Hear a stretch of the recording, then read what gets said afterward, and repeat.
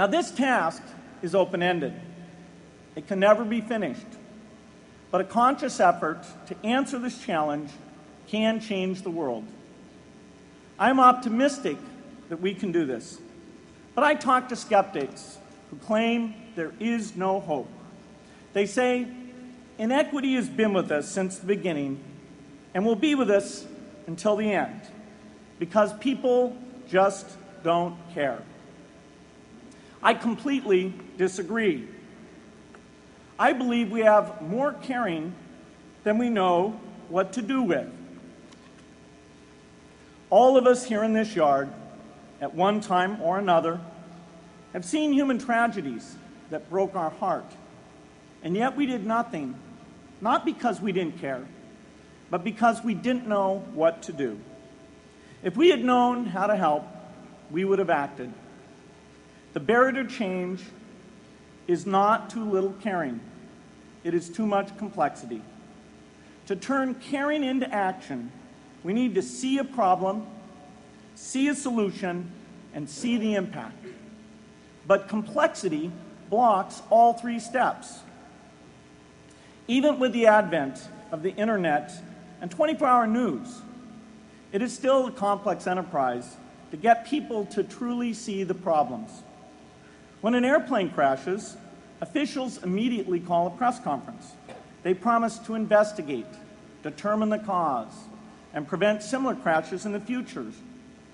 But if the officials were brutally honest, they would say, of all the people in the world who died today from preventable causes, 0.5% were on this plane.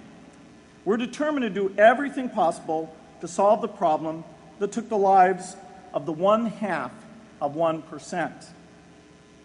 The problem is not just the plane crash, but the millions of preventable deaths. We don't read much about these deaths. The media covers what's new, and millions of people dying is nothing new. So it stays in the background where it's easy to ignore. But even when we do see it or read about it, it's difficult to keep our eyes on the problem.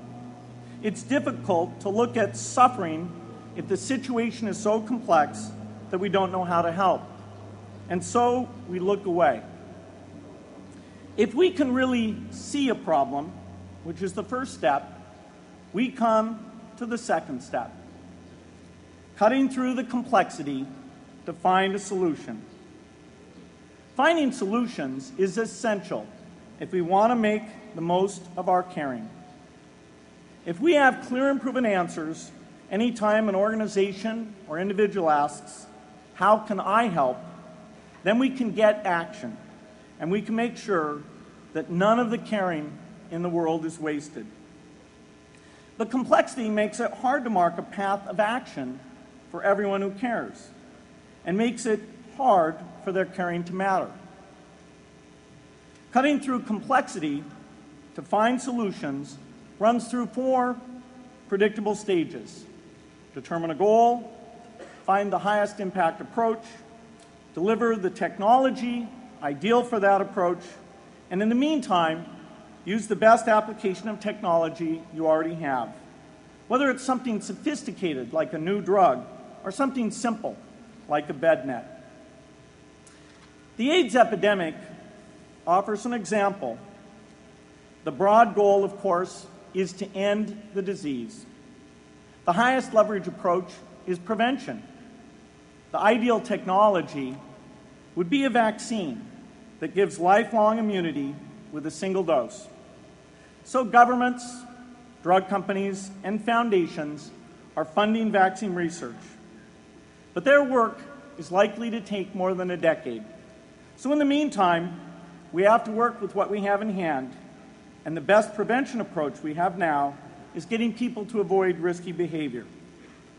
Pursuing that goal starts the 4-step cycle again. This is the pattern. The crucial thing is to never stop thinking and working, and never do what we did with malaria and tuberculosis in the 20th century, which is to surrender to complexity and quit. The final step, after seeing the problem and finding an approach, is to measure the impact of the work and to share that, success or failure, so that others can learn from the efforts. You have to have the statistics, of course. You have to be able to show, for example, that a program is vaccinating millions more children. You have to be able to show, for example, a decline in the number of children dying from the diseases. This is essential not just to improve the program, but also to help draw more investment from business and government. But if you want to inspire people to participate, you have to show more than numbers. You have to convey the human impact of the work so people can feel what saving a life means to the families affected.